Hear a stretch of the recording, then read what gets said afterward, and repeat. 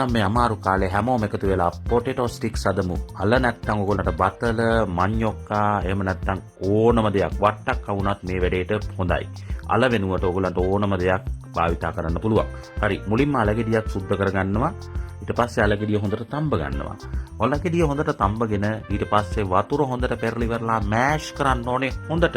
ඊට පස්සේ Tamanට කැමති විදියට ෆ්ලේවර්ස් දාගන්න. ඒව මං කියන්න ඕනේ නැහැ. කරපිංචා, මිරිස්, whatever. ඔයගොල්ලෝ කැමති ඕනම ෆ්ලේවර් එකක් දාගන්න, ලුණු ගම්මිරිස් ටිකක් දාගන්න.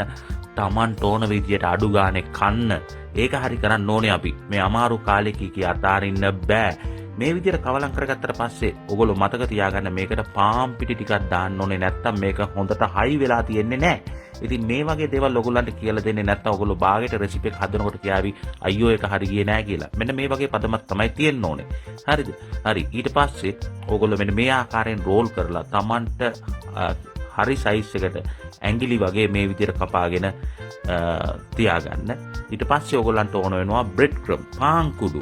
අන්න හරි. පට්ටම ෆිට.